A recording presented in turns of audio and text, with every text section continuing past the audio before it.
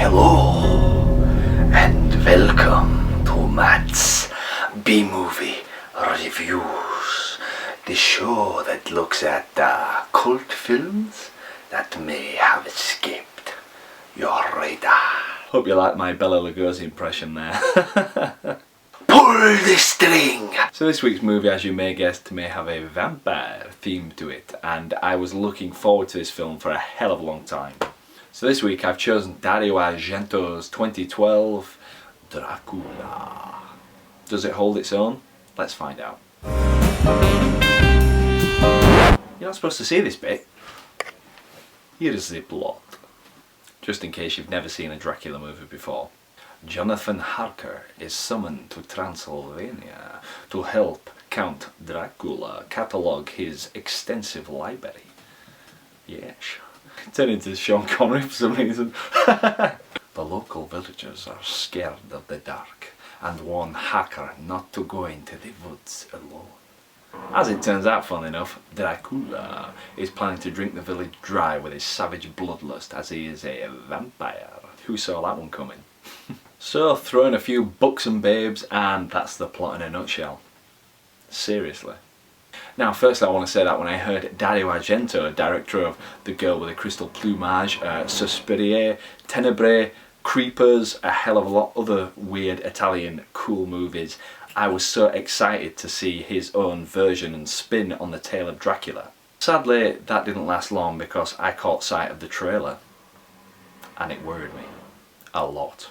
Firstly, the movie looks cheap, very cheap. I mean, micro-budgeted movies have existed for a hell of a long time now, with the advances of digital going over film. In fact, they're not even making film anymore. However, there are ways of hiding cheapness with colour grading, working on production values, what you've got.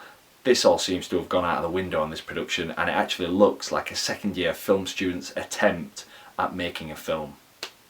There's badly mocked up sets and lighting rigs that I just could not figure out. Altogether it just created a bit of a mess of an atmosphere, and unfortunately the few scenes that were good and well lit are just overshadowed by some of the cheap badness of the other scenes, so such a shame.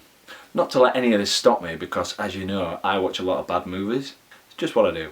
So I plunged ahead only to be met with more cinematic injustices in the form of bad CGI.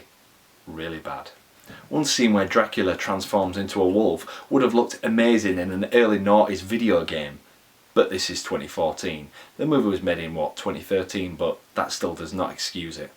If that wasn't bad enough, I couldn't believe my eyes as Dracula is transformed into a giant grasshopper in one scene. I mean, is that even part of the original lore? It's not in the book because I've read Bram Stoker's Dracula and he definitely did not become a giant grasshopper. It wasn't scary and I don't think it was meant to be amusing, but I just laughed my head off, which is just a shame. Pull the string! As you can tell, I'm a big fan of the Bela Lugosi Dracula movies, and this film just doesn't sit right with me at all. Now, Dracula is played by the charismatic German Thomas Kretschmann, am I saying that right? Who knows, there's a picture of him there. I've seen him play bad guys in a lot of movies. I actually enjoyed him in Peter Jackson's King Kong as well as the captain of the ship. He plays the role straight and it seems like it could have been a really powerful performance and obviously a highlight in his career. Unfortunately, he's been let down by a weak script and very dodgy effects.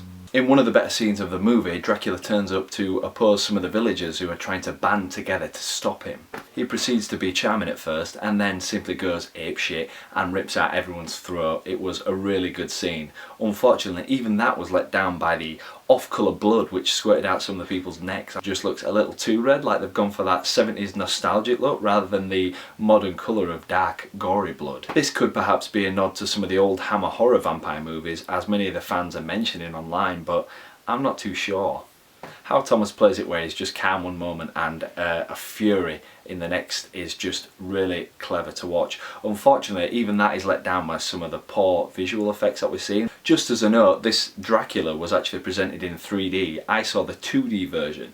It could be that there's something lost in the translation between the Dracula 3D that was released. Could that be so? Maybe the colour grade just didn't have time to get that quite well done, but who knows.